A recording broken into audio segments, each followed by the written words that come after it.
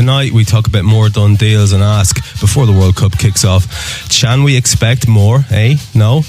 However, the main event of the show is something a bit different. Having dissected the dark horses last week, this evening we deal with the big sides and England. The teams everyone expects to make the quarterfinals. We won't actually be going through the teams ourselves here in the bunker. Instead, we've assembled a crack team of serious analysts and myself who will rant for 3 minutes as to why their chosen team will win the World Cup. The most convincing guest will obtain the Trippers' backing throughout the tournament. So, let's get ready to rumble! Right, first up is Ryan McTurnan, aka Ryan McTrippy, and he's going to tell us why South Ingerpoolton will win the World Cup. Ryan, your 3 minutes start now. Okay, when I first received the message that I would have to justify how England would win the World Cup, I kind of shot the bed a little bit, but then I watched the game on Sunday and turned everything around, and I in fact prepared something that I think will pretty much affiliate my thoughts with how England are going to win the World Cup. Oh, this looks lovely. Obviously no one can see this, but it's a flow chart. I'll scan it, right? So here we go. Okay. So I was going to try and do some kind of tactical analysis of Hodgson, but too much. I think he's too smart for that and I wouldn't really get it, okay? So we're going to go straight lines, 4-4-2. Straight lines. What go in straight lines? Trains are efficient. They're better than buses. No bullshitting on trains. No twist. Well, there is some twist, but they always remain the same kind of twist. So that's where your wingers come in, because they twist in like the bends on a train line, okay? Choo-choo, I drew a little train there. You don't really see steam trains anymore. Like dinosaurs, Roy the Dinosaur Hodgson. Bit offensive, they say that, this is, but I have to say, dinosaurs are badass. You don't fuck with a dinosaur. So, England are pretty badass from that one.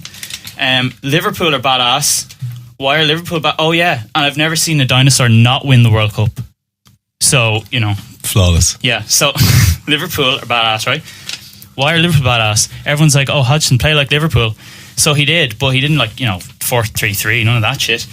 Penalties, you got Lambert, Gerrard, Lampard, Rooney. Basically, to have penalties, you got to draw, like I did. To draw, you got to draw.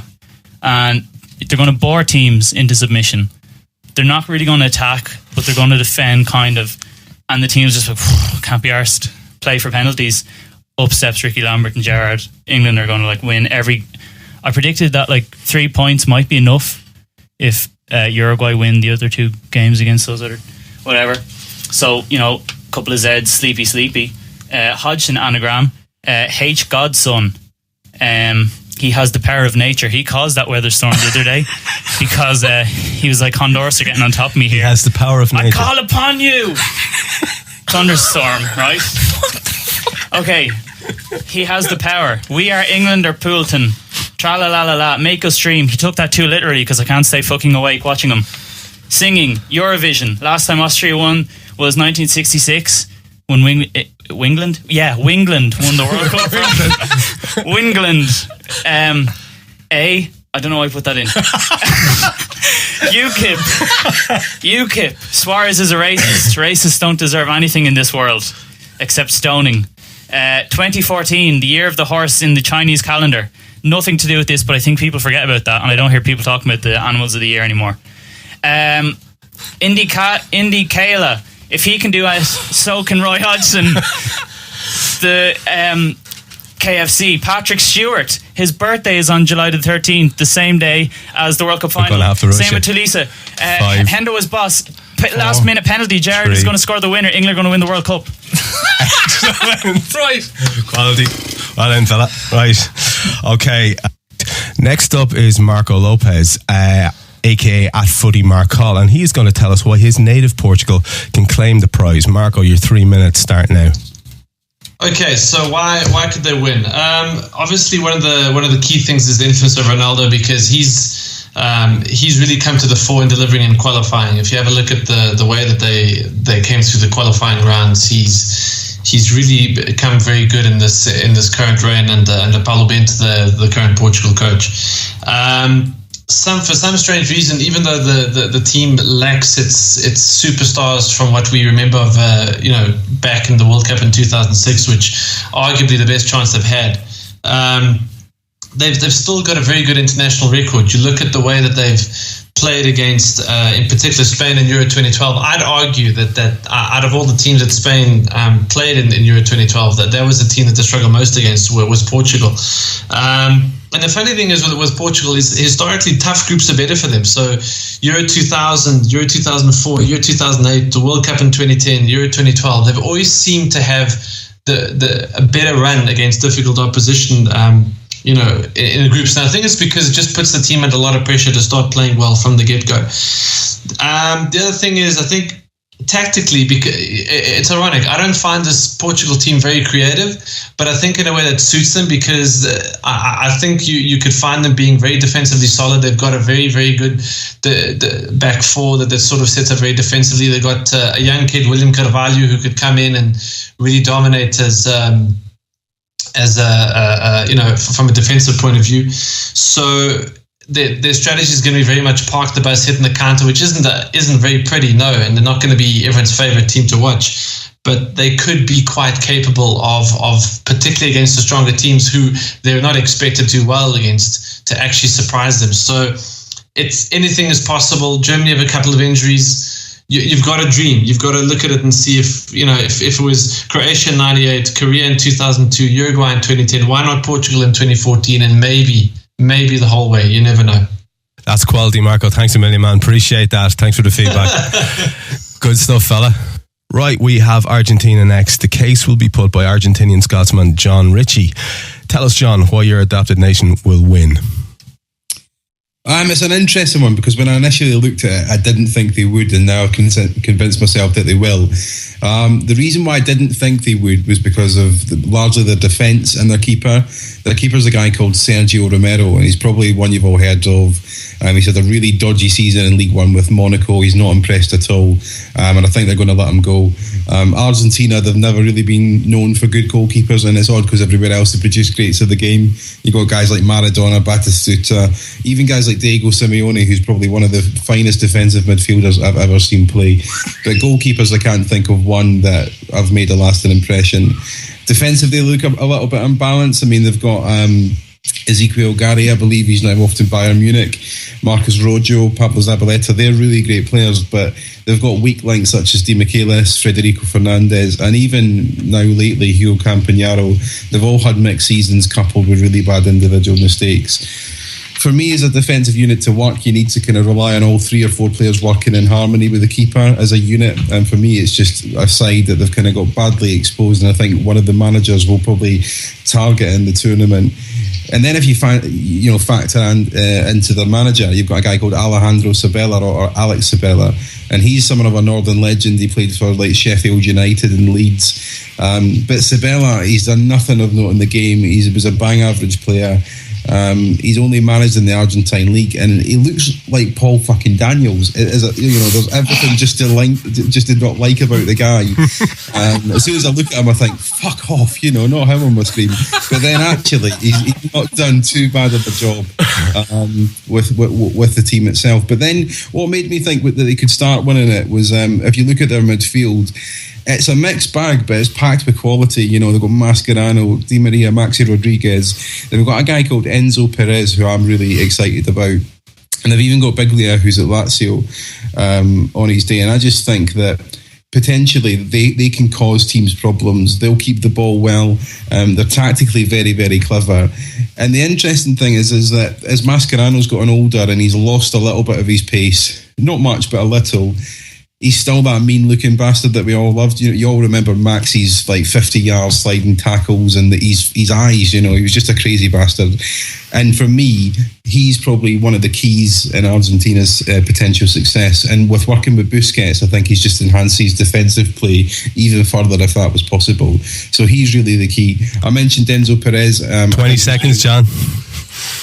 He's going to go from strength to strength, but the real reason they're going to win is probably a brilliant forward line. They've got Aguero, Higuain, Messi, Lavezzi, Palcio. They've got all these players, and these guys can win games out of nothing. 4, especially 3, Lionel Messi, and now they're managing to get the best out of Lionel Messi. 1 brilliant lead. If you can get the best out of Lionel Messi, they can use their conditions. Wonderful, John. Thanks a million, fella. That's great work. Love you guys. Thanks, fella. Appreciate it. Right, next up is Anthony Williams, aka @Going Juan Loco, and he's going to tell us why Spain and this Spanish team won't be beaten and will win back-to-back World Cups. Anthony. Right. Well, mainly because the last person who scored a goal against them was in the knockout rounds of a World Cup was Zinedine Zidane. In the knockout rounds of any tournament, sorry. So they've gone 8 years without conceding in a knockout game, which is fucking scary when you think about it. I think they've conceded 6 goals overall between Euro 2008 up until now. So they've got by far the best defence there, even if it doesn't look like it on paper. They've got probably the most medals there. They've got a shit ton of players who've just played in the Champions League final. They've got probably the best international midfield of all time.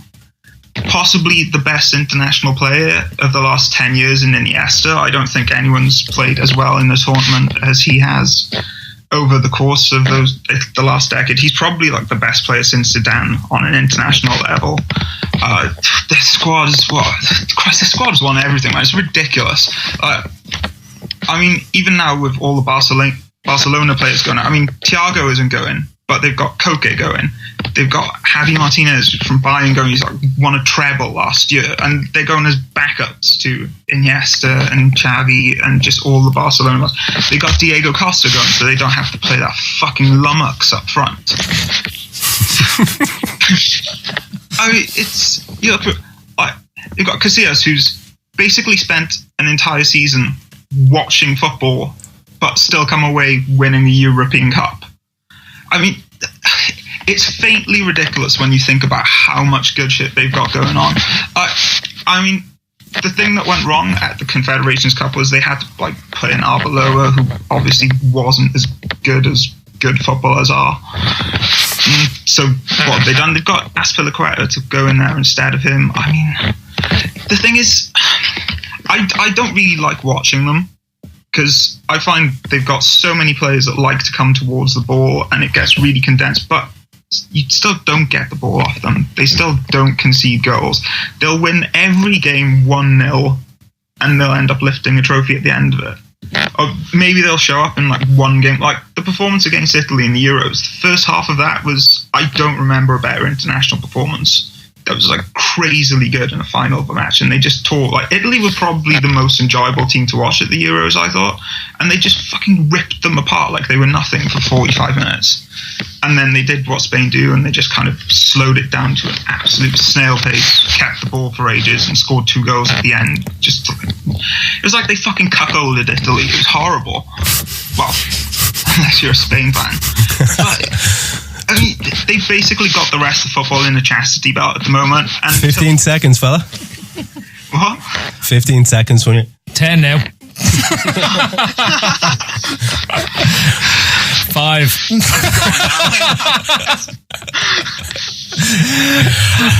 In summation then, Anthony. They're probably going to win it again. Well done. Thanks, mate. That's great. They've been football. Okay, the next nation on our list is the Germans. So who better to ask than an Austrian? Here's Alex Geschirr, aka Alex the Great, on why Germany are going to win this World Cup, and he's promised to put down the Yogi Low voodoo doll while he's doing it. Alex. Oh, Jesus fucking Christ. Thank you very much for that. Why they could win it? Well, the worst part is because everybody would love them to win it, except me, I guess. And that's a very horrible thought. Everybody will tell me, see, Alex, now you have it. It's the best team in the world. And this love for Germany that's going on worldwide at the moment is by far the weirdest thing going on. And they even popular in Austria now. There was a recent study where the majority of the Austrians will support Germany at the World Cup, which is absolutely mad. Yeah.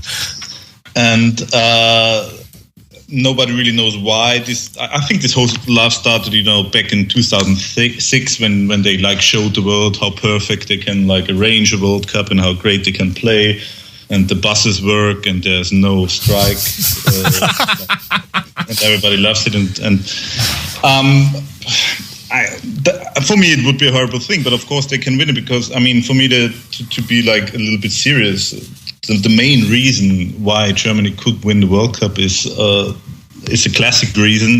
They're a fucking tournament team. They can develop this thing where they say let's win this. Let's keep going. Let's beat the first opponent. Let's beat the second one, and then they are on this absolutely. They develop this mental mentality where they say we win everything, and even without a striker in this squad, they can score goals suddenly, even in 20 minutes. So that's the main reason why I think there would be. I would be afraid that they could win it, and I have this very smart. I have discovered this very smart plan by the German Federation, the DFB. Basically, it's all about Campo Bahia. Have you heard of this? Campo Bahia is this hotel complex where they are living now and where they're staying for at least the group stages.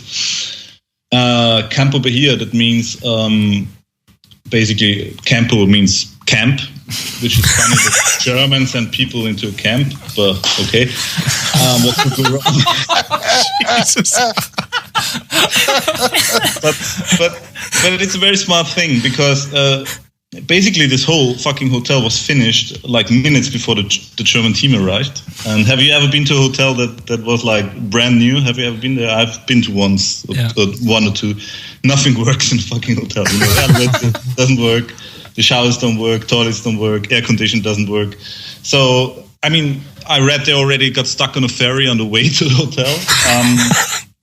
So basically, what they do is like they live in 3 or 4 houses together in this hotel complex, and the older ones like Lahm, Mertesacker, Klose, they are like the captains of those houses, and they do this community thing, live together, and they have to fight this new hotel against everything that doesn't work in this new hotel. So somebody says, Philip, I can't sleep, you know, I'm allergic to the new paint in my room. And Pauli and Schweini get stuck in the elevator and have to, you know, find a way out there, and nobody can hear them, so they have to work together. And somebody's maybe taking a shit and telling Mertesacker that it doesn't flush. Alex, it's really paining me to cut across this. So together they have to find a solution, you know. That's the unit.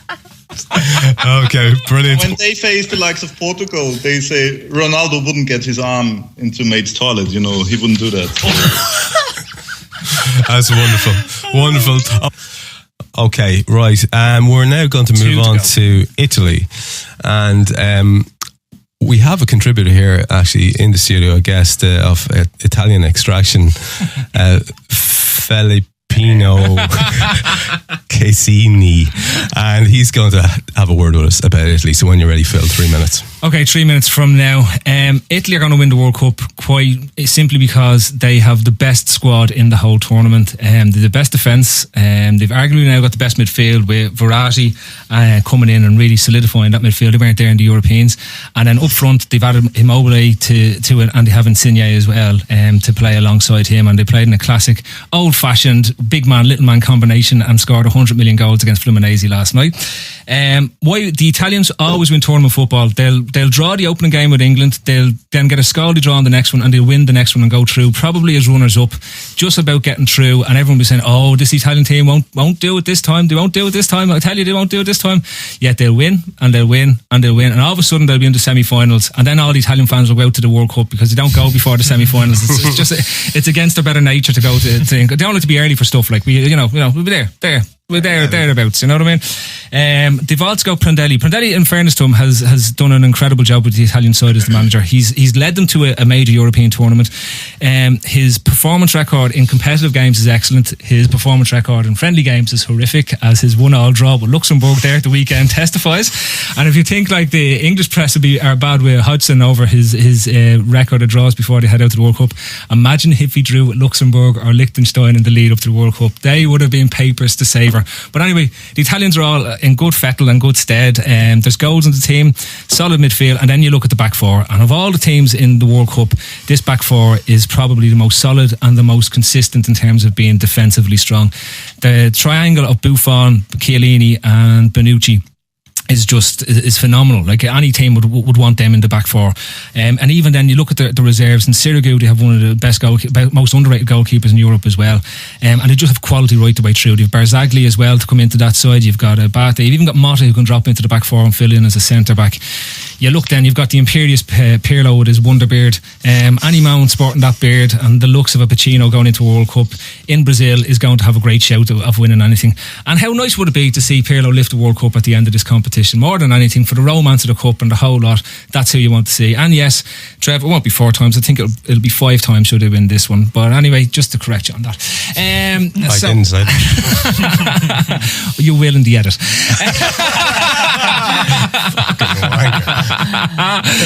So to sum up, Italy are going to win the World Cup because I said so. Excellent. And there's 33 seconds left, and you're going to leave it at that. I don't need to do anything. Okay, wonderful. Thanks a million for that, Phil. That was wonderful. And you can see how much time you spent on it as well. It's great. Yeah, so just when you think you're over, right? Trev, you're not getting away with this. No. So get your Panini book out and you tell us why the host nation. I'm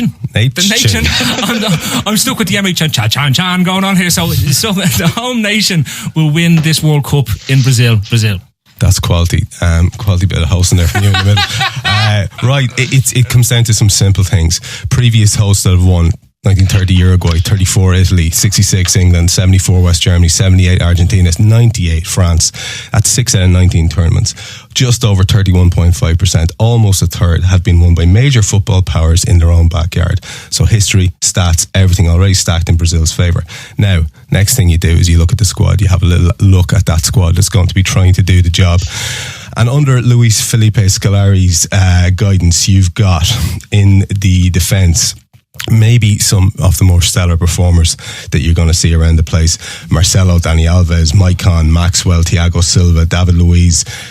Big names. Paulinho, Ramirez, Willian, Oscar in midfield. And up front, you've got Neymar and Fred and Hulk and people like that. Now in Group A, which is going to consist of Cameroon, Croatia, Mexico and themselves, nobody can see past Brazil walking through that as the winners. Now if they do win, they play the second place in Group B, which is going to be probably Chile or the Netherlands, and then after that they're going to play probably, if you go by the predictions, possibly Uruguay, England or Italy, looking likely coming there. So it's hard to see past Brazil making a decent path and a nice little glorious exit for one of the teams that we've already mentioned earlier on. They've got an experienced coach. They've got players of quality who are either in or entering their prime. They have the considerable advantage of playing on home soil with a passionate crowd who's going to be willing them on. Liverpool have seen lately how vital that can be.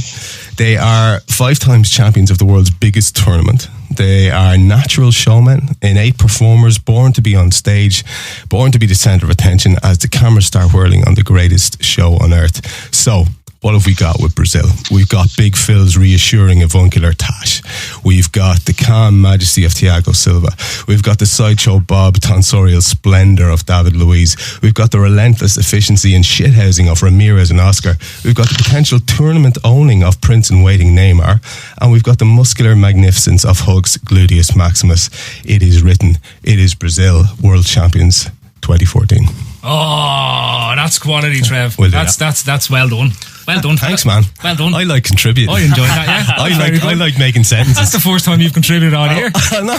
They were ideas of mine. I know, that's wonderful. I know, yeah. It's wonderful stuff. Yeah, thanks. So now we decide who's going to win the World Cup on the back of that. And my vote definitely is going for Italy. Oh, for fuck's sake. Yeah. I do like Alex's the lad stuck in the lift. Alex's German soap opera was fucking marvellous. I've been having so much Being fun Germany. thinking of Poldy and Schweini stuck in the lift. This is the fun. Knocking on the door. Please help us. Oh wow, and helping each other with the block toilets. This is marvellous stuff. Okay, to get a rational discussion. Yeah, going back, Ryan did make a very good argument as to doing with trains, dinosaurs and everything else. But right, it's hard to argue with that. That's very hard to argue with. It was very, very logical based. Bringing it around, the boredom, the whole lot. There was more logic in a dinosaur taking a train than actually saying like this England team are going to win the World Cup. That was a hard fucking task. That was a tough task. Imagine if England did win the World Cup. But I can see it. I can see his fucking head. I can see his moves. I can see his moves lifting the World Cup. Gerrard will win that World Cup, and he'll be like, I can't believe I'm fucking winning this with Roy Hodgson as the manager. Yeah. This is actually shit. I'm packing it in. Yeah. Well, he's probably packing it in anyway. But seriously, is it something you can even consider? It's not, is it? It's not really, is it? No, definitely no, just 100% no. Just no. So England don't look good. And they could. They have such a good, talented squad. What about Johnny Ritchie's shout of Argentina? How do we feel about that? Do you know what, right? And all rants aside and the whole lot, when you look at it, they've beaten Brazil in Brazil, and they've won. I think they won the Copa America in Brazil against Brazil in the final. Yeah. And of all the teams, they're the one with the most recent experience of actually beating a Brazilian team with a Brazilian crowd behind them. So, you know, looking at it, and they have Messi. And if Messi, who's coming back on a long injury layoff, like, take everything away and you just have Messi. They are the team that I suggested I'd like to do as well. Just top heavy, they're really good, and it does get, it's good great attack, good midfield, defence, and Zabaleta. Yeah. And then the keeper, like Gus Johnson. Molly, from what you've heard so far of the contributors, who are you most swayed by?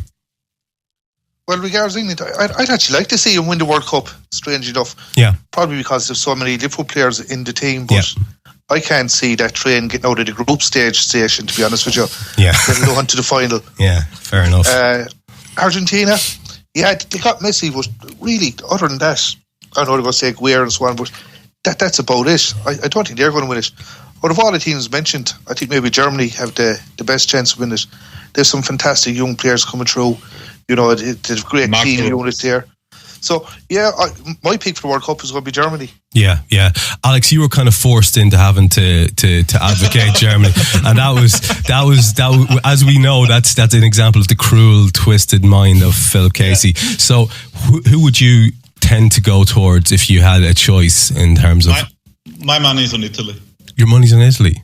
Okay, yeah. Because basically, I think they're the only team that like a good package from the back to the front. They have like some terrific attacking possibilities, and they like a solid defense since the invention of the pizza. I don't know. Italy, I think, especially with Prandelli, who like changed a lot since he took over in 2000. What was 2 years ago? 2012. In my opinion, they will do it. Yeah, hard to argue with that. Right, I'm going to just ask the two gents. I know I've asked you, Phil, and I know you jokingly said Italy. Would you seriously say Italy as well? No, I think bizarrely, I think this World Cup for boiling down to quite a small number of teams that can win it. I think it'll be a straight shootout in the end between Brazil and Argentina. Yeah. And that's just the way I think it falls. Now, depending on how the groups run and everything like that, I do think it'll end up as Brazil and Argentina. A passionate Brazil crowd behind Brazil will lift their game again another 10-15%. And I don't even think Phil Scolari has the best squad that he could have available, or the best selection of players, but you know, they're going to be driven on. And I think ultimately that weight of expectation will be the downfall of them in the final. Right, you think they get that far and then sort of capitulate because of the pressure? I think the pressure is going to be absolutely massive if they get to the final. Okay. And the expectation that they win it in front of their home crowd might just do them in the end. Well, I would have gone for Germany or Argentina ahead of this, thinking about this, and then I convinced myself there when I was talking, because I heard it was just lovely hearing my own opinion. So I'm gone off on one here thinking about myself. Ryan, if you had to choose one apart from Hodgie's England, who would you go for? Before tonight, I was pretty sure it'd be Germany. It'd be a repeat of the 2002 final. I thought it was going to be Germany, Brazil, but Phil put a very good case for Italy forward. Brazil, I can still see them winning it, but they're not really Brazil anymore. You know, they're very. I've watched them a few times and I've been very bored, unfortunately, watching. They might win 4-0, but they're very they're ironically gone quite German themselves. They'll win the match. They're hard to break down with they'll still get a few goals. But Spain, like, no one's really mentioned Spain, but I don't know. I think they've picked badly in the squad, to be honest. Do you? Haven't got enough pace, in my opinion. Not that pace is everything, but they don't really have a genuine option off the bench. Like Navas, like, he doesn't really fit that Spain mold, but he'll still add something different. But Phil has really swayed me with Italy now, to be honest. Okay, he's really given me a good. I might back with. I think I will stick with England. Do you know what? We'll go with Italy. That's the perfect way to end that. Okay, let's move on then to our next little sequence, which is our chat about transfers, and we'll speak about deals that are already done or look like being virtually done. It's incredibly un-Liverpool-like in some ways. We've got Emre Can, the deal is done. We seem to have played a blinder there in terms of value for money and execution. Would that be fair to say, Molly? Yeah, but to be honest, I don't really know much about this Emre Can guy. I didn't hear about him till about a month ago. Yeah. But going by YouTube, and of course, ever since I looked up Mark Gonzalez on YouTube, I don't trust that anymore. He definitely looks like a decent player, and I know Phil raves and absolutely loves this guy. But from what I've seen of him, he can play a few positions between defensive midfielder, central midfield, left back, even centre back, and that is something that Brendan Rodgers wants in his players. He wants them to be able to play a few positions. So he's only 20, which is, that means he's plenty of room to improve still. So all in all, it looks like a fantastic signing. Yeah. The only slight issue I'd have with him is I know we've worked with his agent before, bringing in Nuri Sahin and Sami Yessel. But both of these guys are now out of the club. With Sahin back to Dortmund and Yessel joined Trabzonspor today. So, hopefully this will be third time lucky, really. Yeah. Okay, they're all very fair points. Alex, given your now established love of all things Teutonic, what do you make of this Emre Can chap, and are you excited about the transfer? I'm a bit 50-50 on Emre Can because I think he's a very talented player. I haven't seen too much of him this season because I didn't watch too much Bayer Leverkusen football. My main problem would be that he didn't make it at Bayern Munich, obviously, which is, of course, unfair because that's a huge squad and a lot of competition in it. But Bayern Munich did not loan him out to Bayer Leverkusen. They sold him to them and had a buyback option. But they normally, when they think a player really has it, my idea would be they usually loaned it to another club. Looked like how they developed. They did it with Alaba, with Lahm, with Kroos. So that would be a little bit of concern that Bayern didn't really believe in him. And somebody on Twitter pointed out to me, Barry White, who's he's working for the Bundesliga account, in the English one on Twitter. He said that he had many yellow cards in last season for Bayer Leverkusen, and I looked it up, and it's like he had nine yellow cards in the Bundesliga, he had 4 in the Champions League, and 1 in the Cup, and he even had a yellow-red one in the Champions League. So that's 14 yellow cards and 1 red, second yellow in total, which could be a little bit worrying because the football Bayer Leverkusen played and the pace in the German Bundesliga is a little bit slower than in the Premier League. So I guess that he will take some time to fit in. I think he is a promising player because he's very versatile, can play different positions. My guess would be that he is maybe a possible replacement for Lucas, but it won't be Lucas will be away immediately after the summer. Maybe they want to give Lucas time to recover properly and then take a look who will be the defensive midfielder in the squad. Fair play.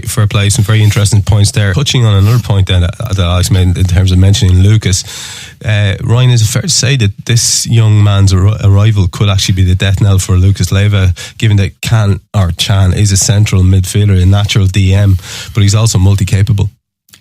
There's been a lot of comparisons drawn between Emre Can or Can and Lucas lately.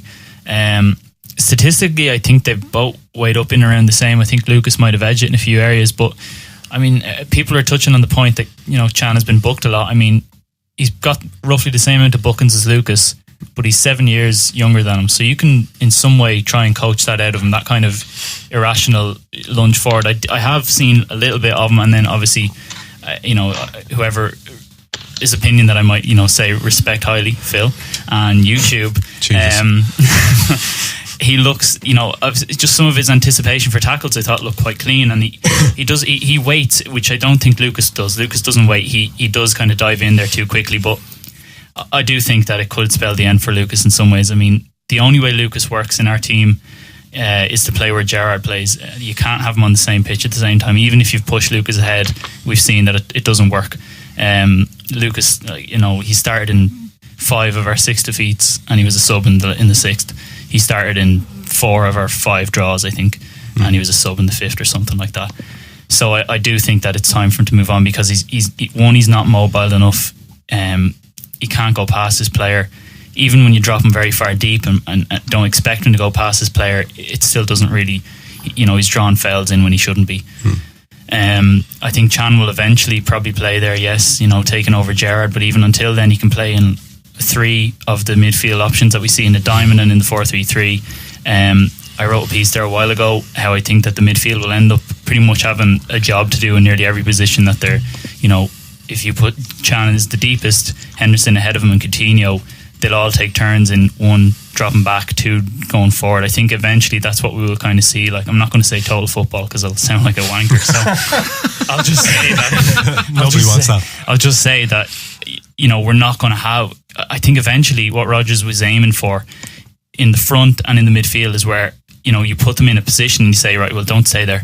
I don't want to have to pick a player because he has to play there. Yeah. As good as Stevie is for us, and as good as his passing is in some ways, he has to stay there. And I think eventually when Stevie sadly starts to remove himself from the team, we'll have a midfield where it's not like, okay, I have to stay here because I can't run 10 yards. I can't make this tackle here. It'll just eventually be this kind of fluid machine, in my opinion. So I'm really, really excited for him because, he's only 20. As people have said, Rodgers can mould him now into the ideal midfielder he wants. And I really, really, really can't wait to see him playing for us now, to be honest. Excellent. Well, another man that's being spoken about now as if it's almost a done deal, and I've been out of the loop, slowly dying. There's an announcement tomorrow again. There's an announcement tomorrow again. Wonderful. So I'm gonna ask you about him, Molly. Becoming known as the love child of Xabi Alonso and Steven Gerrard there on Twitter. We talked about him last week in a bit of detail, but one night in Istanbul. Do we look like we're going to have at last a decent quality left fullback? Yeah, and plus, I didn't realise how young this guy is. I think he's only something like 6 months older than John Flanagan. Like that's absolutely amazing how young this guy is and what he's already achieved in football. And I've seen him play a few times for Seville, and he's definitely a Rodgers type signing. He likes to attack pretty much from the left a lot. But he's also quite good defensively. He stands his ground a lot. He doesn't jump into tackles that easily. He wins the ball quite well. He doesn't get many bookings. He doesn't commit that many fouls. So he certainly looks like a player for the future. And on top of that, Real Madrid wanted him. Chelsea wanted him. Man United wanted him. So for that fact alone, the fact that we got him, it's definitely exciting to have this guy on board. Yeah, it is nice to be in those conversations again, all right, for sure. Alex, is he a man that you're aware of very much, or what would be your opinion on his, what looks like imminent arrival? I don't really know much about him. I saw him, obviously, in the Europa League in like 2 or 3 games. I don't really follow the Spanish league very often. Sure. So I can't really comment on him. I'm happy that we get a new. Is this like really happening? I mean, is this for sure? Because my last information was that it's maybe hold up. That was like Twitter rumor. But if this is like really happening, then we get. If I could cost Alex, basically from what I heard, the fee was actually agreed with Seville last Thursday, but they held off on completeness because they were dealing with Barcelona with the whole Rakitic deal. That they wanted to move Rakitic on first. I think they're getting a player from Barcelona in exchange for that as well. So by the time, I suppose, listeners have listened to this pod, he's either signed and we look great, or he hasn't signed, or else he's signing in 48 hours. We can take a bet.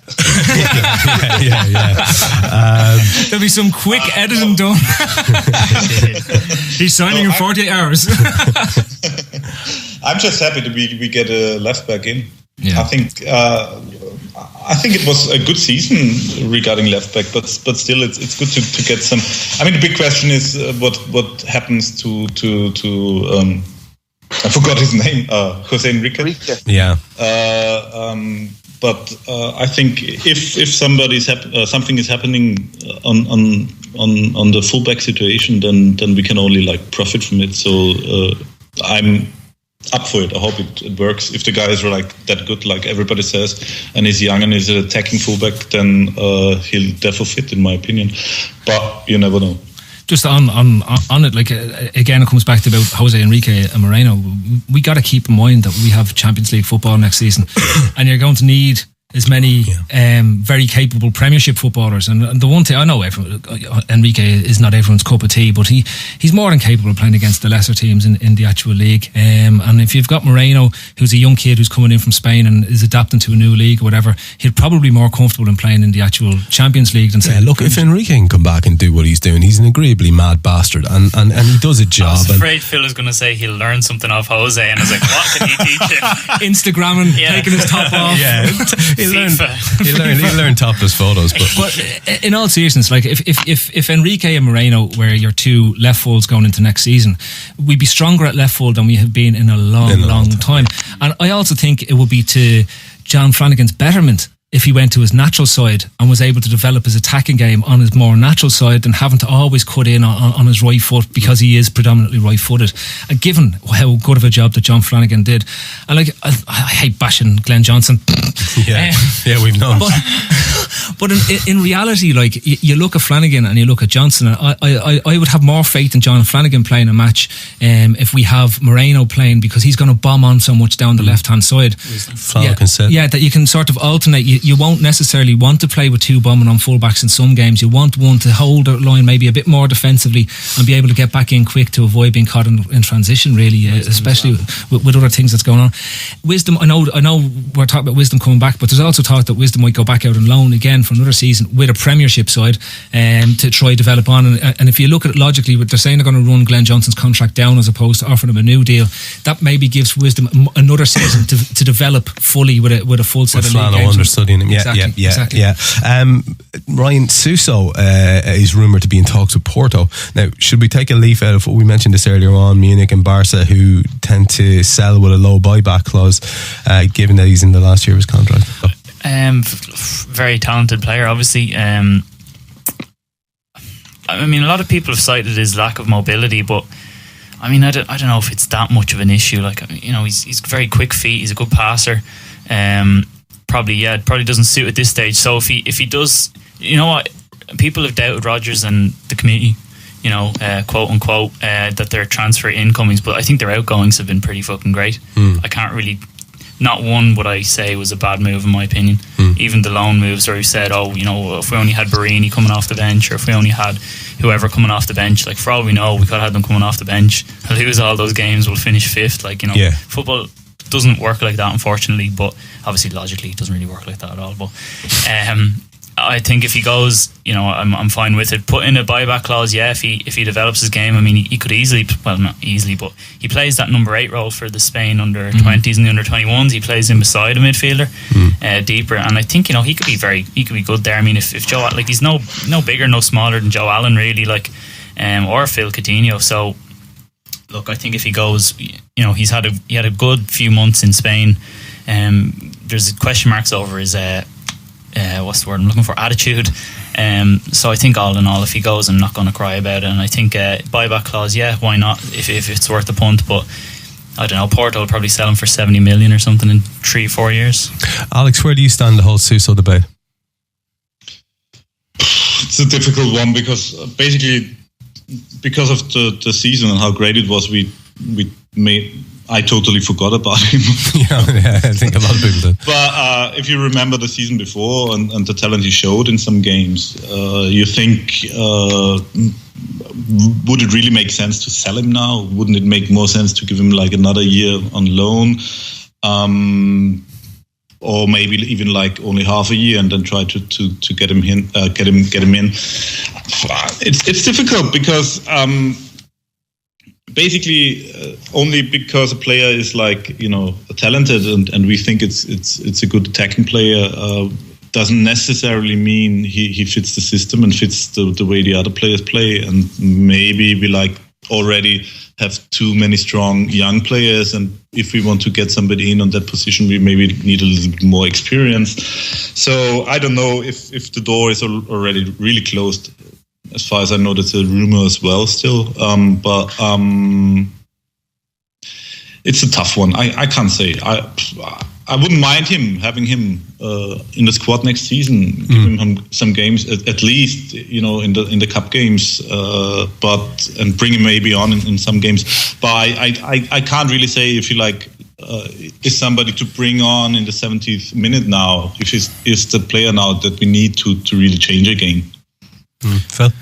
The reason why I think Suso might go is probably the emergence of Teixeira in Rodgers' eyes over the course of the season. The one thing I noticed about Teixeira, even in the game that he came in against Fulham, the one thing he has over Suso is he has pace.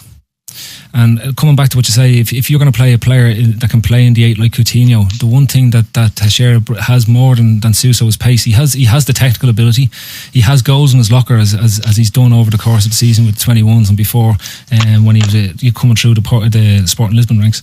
And you just wonder, again, when Rodgers has looked at him, he's probably looked at and said we've got two players that are a very similar level, very similar age group. I know one has gone out to Spain and done it, but in terms of the pace he can play with and the pace that I want the teams to play with, he actually isn't as quick as maybe I'd like to see in the midfielders that I have. And you know what, for what I'm going to use Suso over the course of the season, I can actually use Teixeira in that position. And if I sell Suso and get the money in, it means I've got more money in the transfer kitty to maybe to bring in the likes of somebody like an Alexis Sanchez further down the line if they become available, or pay an extra 3 million for whoever I want to get in if that's what it's going to cost me. Again, looking at the Moreno deal, if we wanted to pay 15 million and actually we're going to pay say 20 million for him instead, right?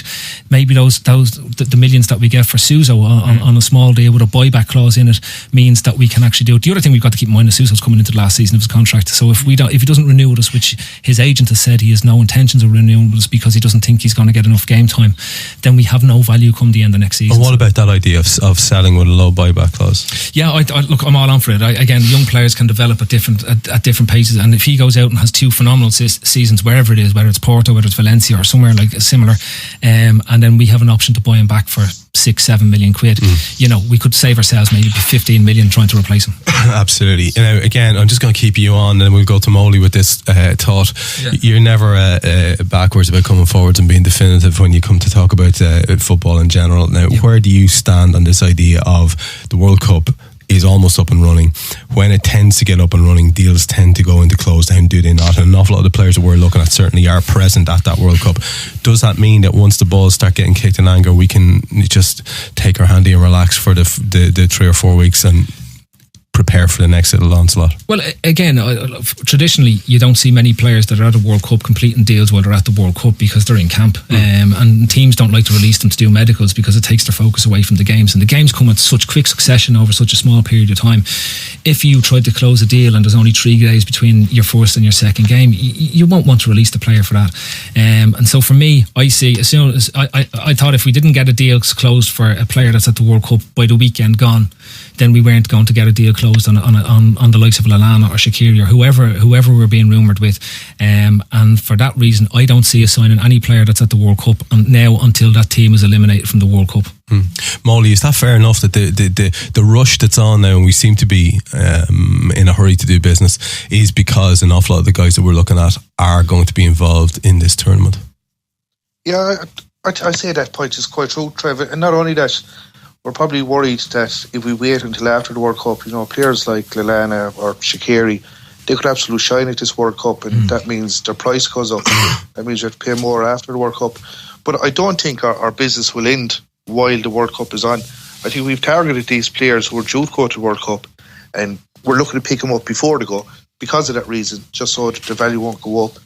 But I think now that the World Cup kicks off, I wouldn't be surprised if a couple of names came out of players that are not going to the World Cup that we're looking to pick up. Yeah. Okay. I think we should wrap it up at that stage, and we move on to the final little sequence of our show, which is listeners' questions. And our first one is from Connor, who wonders, if Brendan could run onto a pitch during a match and kick any player, who do you think it would be? Now, I know I have a Can you run into the director's box and kick a fucking sitting England man? Yeah. So who do you think, Phil, if you had to pick one, who do you think he's going to go? Who do you think Brendan secretly has? Who would I want? Or who? No. Who would Brendan kick?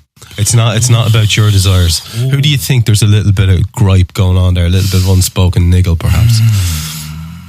Gylfi Sigurdsson.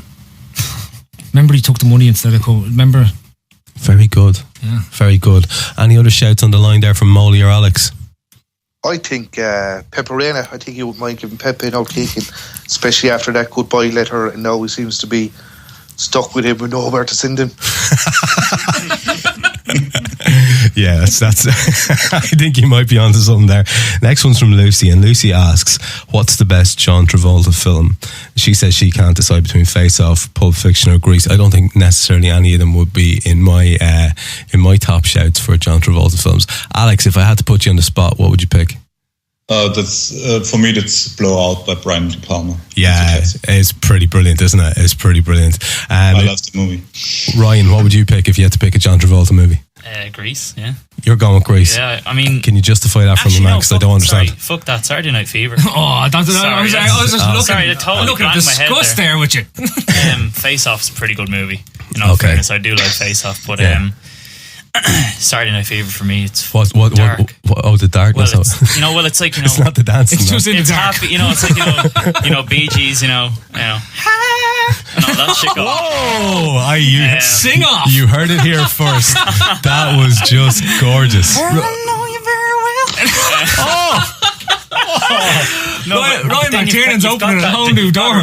I'm not going to spoil it, but you've got really fucking dark shit at the end of that film. Yeah. And then his brother's a priest, like. Yeah, it's layers. Yeah, it's brilliant. Okay, right. And the white suit. The white suit sells it for you. Oh, man. Have you ever tried a white suit or a light coloured suit? I wore a white suit before. You didn't actually? For my confirmation. Oh, no. Brilliant. The only time you ever looked innocent. And a pair of spats. Spat. I couldn't get a trilby to fit me because I was only 12. I need some help here, and Sam McGuire's asked a question. Sam says, what do you recommend for man flu? And maybe you can or you can't notice, but I'm dying slowly in front of you all here. What do you recommend as a quick fix for man flu? Any shouts? It's not really a bit of loving, to be honest. There's nothing better than loving after man flu. Okay, right. So 30 seconds of loving equals 10 minutes free of man flu. Brilliant, and no pressure at all. Next question is from Gray, and Gray asks Ryan, what is more annoying when you're at the football? The fat lad with the drum or the twat blowing a horn? I presume this is like the English, brass band. I guess so. One of those. Because the Germans and the Turks, they can bang the shit out of a drum and it sounds great. And would it not irritate the piss out of it? Although Manolo gets on my nits. Yeah, what? Fucking Manolo, the Spanish drummer lad, with his hat and his drum that he bangs all the time. No, is he a character? I should know. Yeah, he's at every single Spanish game ever. And they show him up in the stadium with his bass drum. Bum, bum, bum, bum, bum, bum, I thought that was a Colombian guy, no? Wasn't he the board man? Yeah, he was the board. Yeah, he used to get on my tits as well. I think it has to be the horns, because when you're watching a match, the last thing you want to hear is like. And you will. You're going to hear it all. Like, and what's they're sponsored now as well, aren't they? Yeah. Are they? But you get it boom, boom, and if you get it proper, drum is much better. That plus Hodgie plus England playing hodgeball, that's pretty hard. Also wouldn't be so bad if it had that old and then the whole crowd went charge.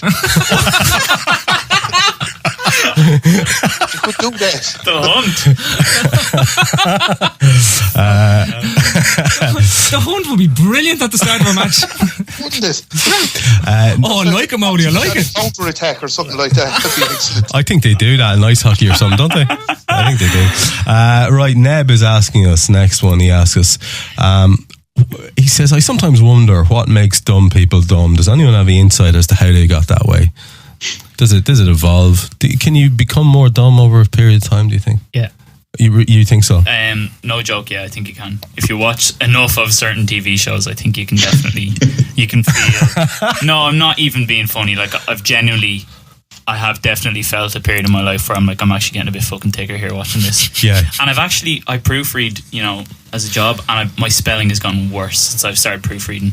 And exposure to... I'm afraid that I'm developing dyslexia. And that is a genuine shout, because I got called out by the grammar police on Twitter for like 30,000 plus tweets, followers, and I was like, oh my god, I can't believe. And it was me plugging my article, and I got called out by the grammar police. So I actually am a bit concerned that I'm getting too overexposed to proofreading. That's some nice insight there. The grammar police tweet me every day, so I don't mind that. But I always thought, basically, if you're looking around the room and you're trying to figure out who the dumb person is, it's probably you. So,